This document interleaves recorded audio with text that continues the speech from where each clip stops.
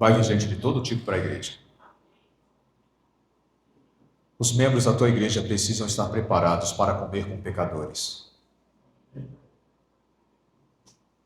E entender que nós não somos mais santos que eles. A inclusão não é ameaça para a cultura da igreja. Na verdade, a inclusão é a cultura da igreja. Nós é que mudamos a cultura para uma igreja seletiva, porque só trabalha na igreja quem é batizado e quem é santo. Nós mudamos um pouco esse conceito de liderança. O conceito de liderança de Jesus é o menor serve a muitos. Quem quiser ser o menor entre vós, seja aquele que serve mais. Mas parece que nós invertemos o processo dizendo: quem quiser ser líder tem que ser aquele que mais trabalha, e apenas eles trabalham. Então, nas comissões de nomeações, geralmente, eu acho que não é assim nesse distrito, mas geralmente nos distritos por onde passei, era assim. Quem não era escolhido para ser líder fazia cara feia, fazia biquinho, chateado, porque foi excluído, se sentia rejeitado pela igreja. Aí tinha a igreja minha que todo mundo concorria para ter cargo, para não ter sentimento de baixa autoestima.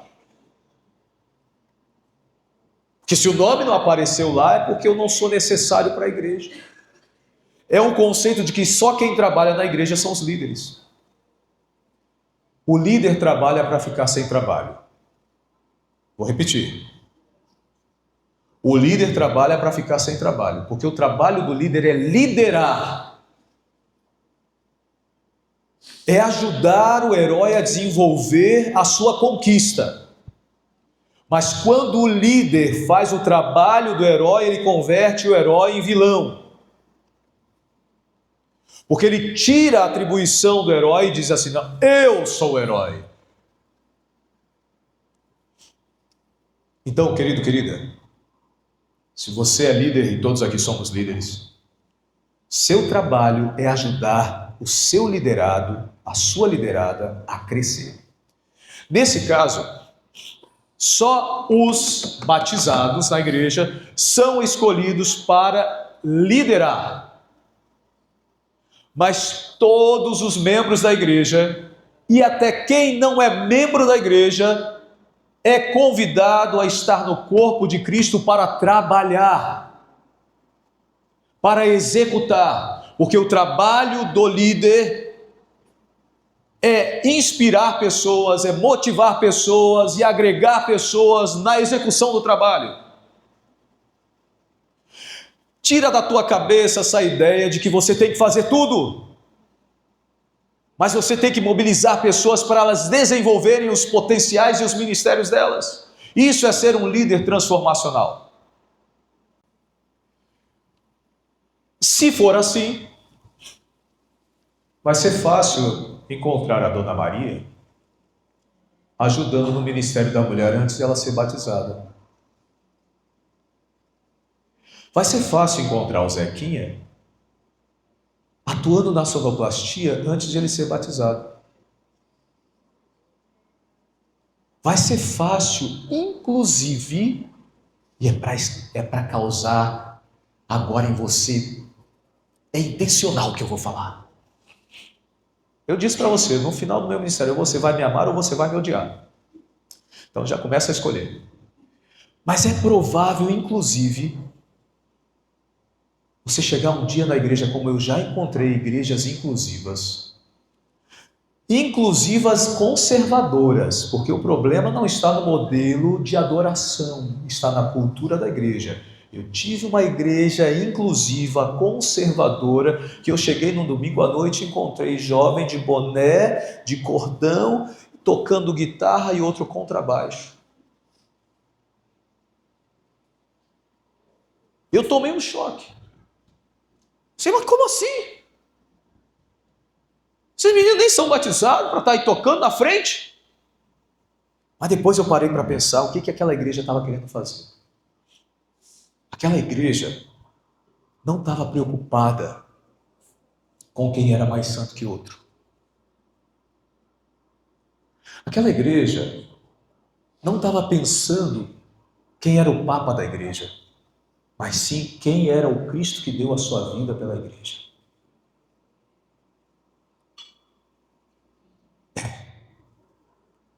Está começando a me odiar, né?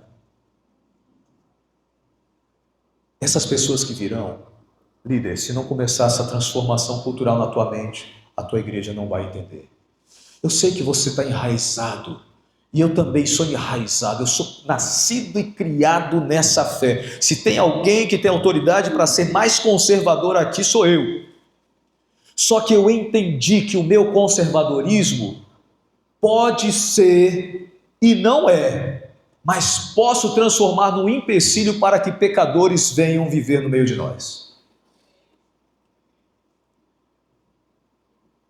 Eu fui um conservador que entendia da seguinte forma: só os santos trabalham na igreja. Quem é pecador e quem não é batizado fica sentadinho no banco até tomar a decisão de batismo. Mas um dia o Senhor tocou no meu coração e me fez ver que aquelas pessoas sentadas nos bancos da igreja que não são batizadas, eu estou falando de pessoas que vêm das trevas para a luz, não estou falando de quem estava nas trevas, ou melhor, quem estava na luz foi para as trevas. Não estou falando disso, de pessoas que estão disciplinadas ou removidas ou apostatadas, que conhecem a verdade. Mas eu estou falando das trevas para a luz, que não conhecem ainda a luz. Agora, você já imaginou se nós dobrássemos a força de trabalho da igreja? Uma professora está se aproximando, aceitou a visita de membros da igreja que estão fazendo diferença na vida dela. Ela é professora, mas ela não é batizada ainda. Ela está amando a igreja. Aí ela vem para a igreja, conhece a igreja, tem um encontro de amigos, e alguém do Ministério Infantil diz assim: escuta, eu soube que você é professora. O que você acha de 15 em 15 dias, ou uma vez no mês, você dar assistência para nós no Ministério Infantil? Qual é o pecado nisso, irmão? Ah, mas ela não é batizada.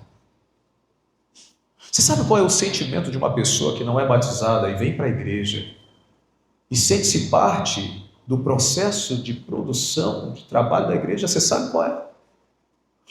Outro dia uma pessoa falou para mim assim: pastor, eu trouxe uma prima minha para a igreja, ela era de outra igreja, e ela disse assim: escuta, eu posso cantar na tua igreja?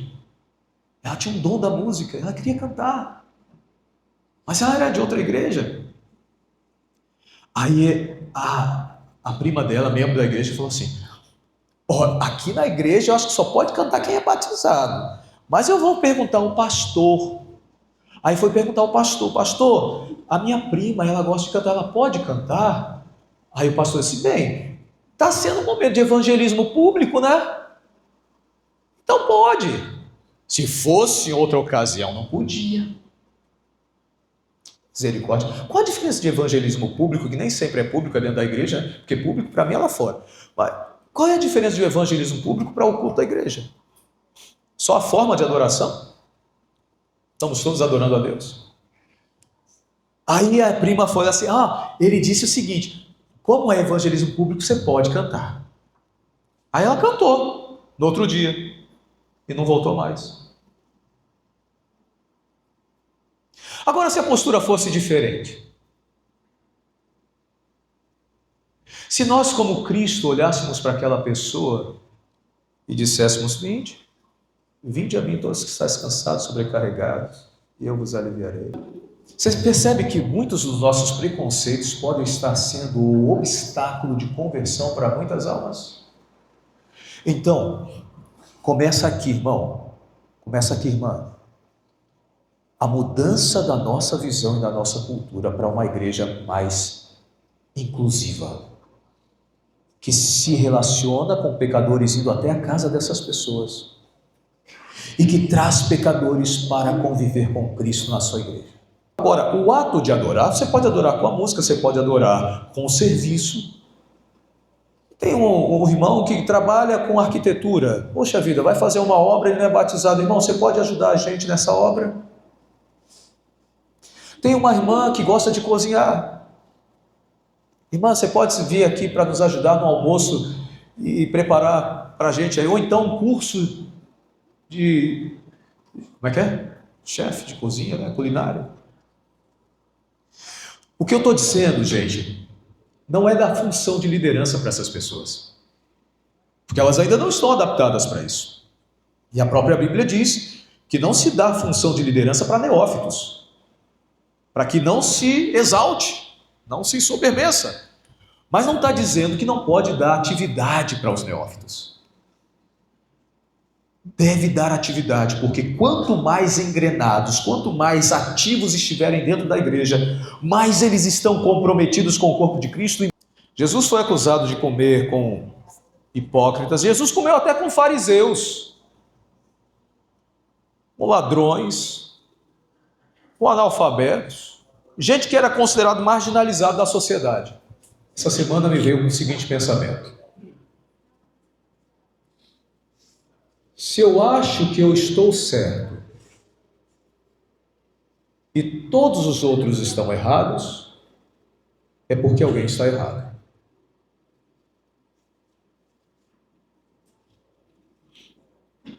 Vou repetir.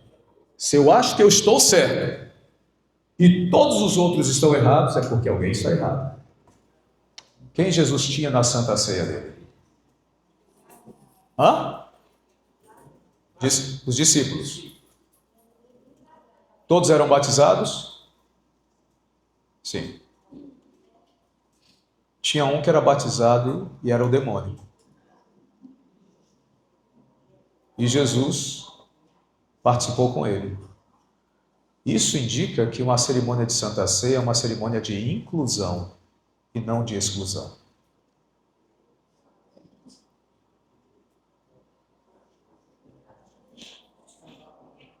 Você sabe o que isso quer dizer? Que os pecadores são bem-vindos na presença de Cristo. Mas isso não quer dizer que os jovens não precisam entender que haja uma cultura na igreja. E a principal cultura da igreja não é o desuso de adornos. A principal cultura da igreja é o uso do amor. Quando eu disponho a amar esses jovens, eu vou dizer para eles: jovem, a nossa cultura aqui diz que você pode participar de toda a adoração da igreja, com o seu serviço, com os seus dons. Mas existe uma cultura de atuação.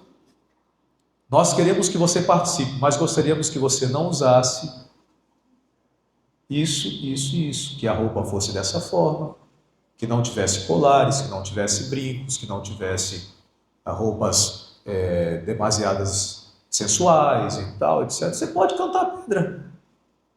Quer participar de forma pública? Tudo bem.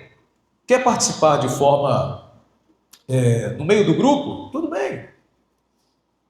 Então, o respeito à cultura deve ser uma realidade, até para quem está vindo. Mas o que eu não posso fazer é dizer para ele: você não pode participar porque você não é batizado. Mas se essa pessoa está sendo acompanhada nos pequenos grupos, está se engrenando, está se tornando um adventista gradativamente, não é batizado, insere ela logo ali junto, gente, participando das atividades da igreja. E a igreja precisa entender que nós fomos chamados para salvar pessoas através do amor de Cristo. Vou falar aqui uma frase que você já deve ter visto e não sintetizado ao longo do seu tempo de leitura dos evangelhos. Jesus nunca teve problema de conviver com pecadores. Ele andava com prostitutas, com cobradores de impostos, com ladrões, até do lado de ladrão ele foi preso.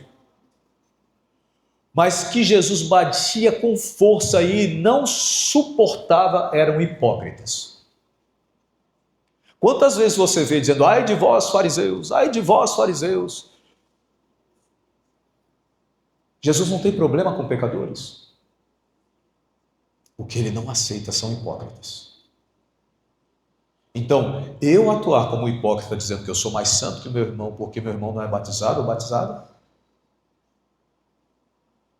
Agora, cultura local é cultura e tem que ser respeitada. Se não pode cantar de... Já teve igreja que eu já fui pastor, não pode ir de roupa jeans. Ok. Eu não vou avisar para a pessoa em cima da hora, eu aviso antes, com antecedência. Ó, irmão, você quer cantar lá? A nossa cultura não aceita calça jeans ou roupa jeans, então você pode usar uma outra roupa. Ah, sim, pronto. Essas pessoas têm mais compreensão que muitos de nós. Mas eu já vi situações de a pessoa sendo adventista vem cantar, não conhecia as normas da igreja e quando chega, porque está com uma manguinha aqui, mais curta, a liderança chega e diz assim, não pode cantar porque está dessa forma. Ou arranja, olha o constrangimento. A gente está mais preocupado com as coisas, com as formas, com as normas que com as pessoas. Jesus morreu por pessoas, não morreu pela lei, não morreu pela tradição, não morreu pela cultura, morreu por pessoas. Se estou como pastor, saiba, querido, querida, eu quero ajudar você a amar e se libertar de muitos dogmas, de muitas normas e culturas que foram trazidas a nós por causa de um modelo de gestão militarista a qual nós convivemos por muitas décadas atrás. E eu não estou propondo um modelo democrático, não, estou propondo um modelo teocrático, que é o que está na palavra de Deus. Contrafação, você sabe o que é contrafação? Contrafação, eu agora trazendo uma clareza sobre esse conceito, é isso aqui, ó. Deus criou a cana, o diabo criou a cachaça. Contrafação é pegar uma coisa boa e transformar ela em coisa ruim. Ok? Contrafação. Qual é a contrafação da igreja? A contrafação da igreja. A contrafação é uma ação. O objeto é a cana. Deus criou a cana, o diabo criou a cachaça. A igreja é um objeto. Qual é a contrafação da igreja? A contrafação da igreja chama-se bar. Bar. Vamos lá. Alguém aqui já foi pé de cana? Pilequeiro? Frequentador de bar? Às vezes que você foi no bar, vai que você teve briga, discussão, mas a maioria das vezes que você ia no bar, você era alvo de preconceito, discriminação. Vocês assistiam futebol juntos, batia papo, desabafava, falava mal do marido, da esposa, conversava, ria, contava piada. Deus criou a igreja, o diabo criou o bar. E sabe por que o bar está lotado e a igreja vazia? Porque o bar é inclusivo. Recebe todos. O diabo teve a sacada antes da igreja. O bar recebe todos. E aí ele tentou a igreja criar normas de segregação ou de exclusão. Na igreja só os santos, no bar os pecadores. Quando Jesus disse, é na igreja que os pecadores têm que estar, para ser transformados. Para ser transformados, lógico. E outra coisa, todos nós somos pecadores. Todos nós somos pecadores. Então, esse pecador está lá procurando amor, procurando atenção, compreensão, um abraço, 2 ouvidos, um sorriso.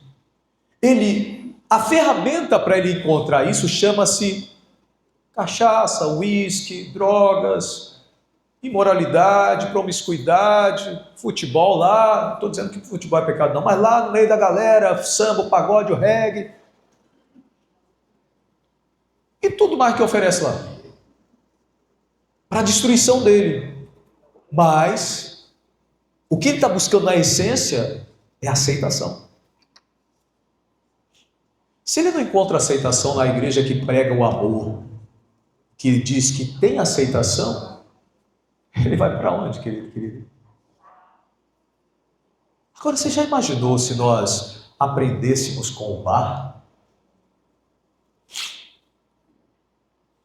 Você já imaginou se a gente um dia tivesse um culto parecido com o bar? Só que a gente não ia colocar cachaça, nem drogas, nem pagodão. A gente ia colocar um clima de aceitação, de inclusão, de alegria para essas pessoas que não são adventistas. Você já imaginou o que seria? Onde os membros da igreja estão ali para conversar, para bater papo, não é para dizer que um é melhor que o outro, não é para teologizar, não é para doutrinar, mas para criar relacionamento. Você já imaginou como seria um culto desse? Causa espanto, né? Mas a evangelização lá no bar está dando mais certo que aqui.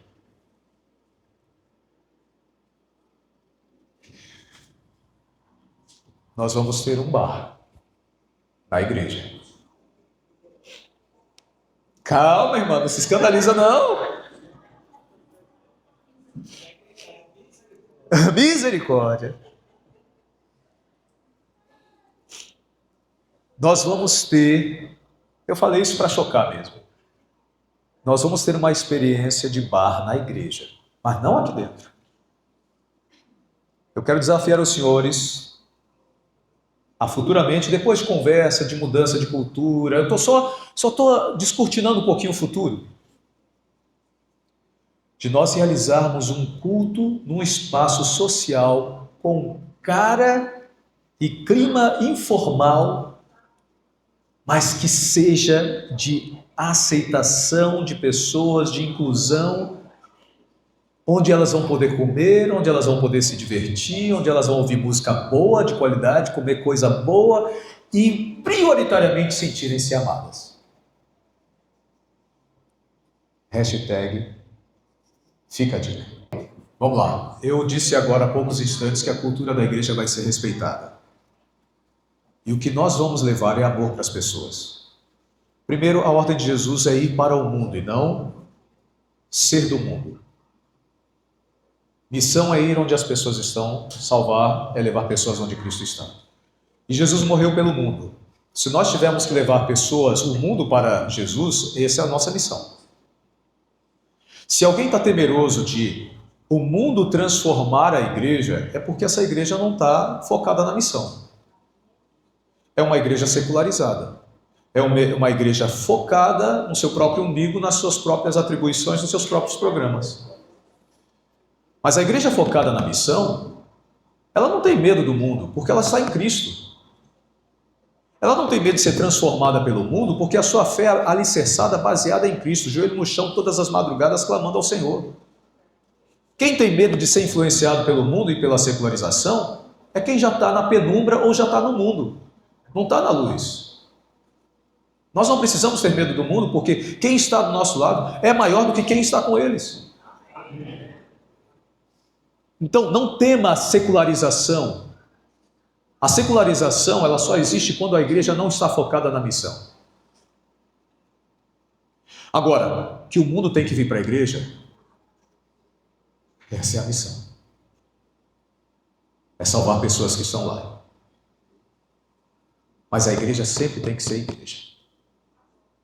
Porque ela é uma antítese ao mundo. Ela é a luz. E ela não é trevas. Mas o mundo precisa vir para a luz.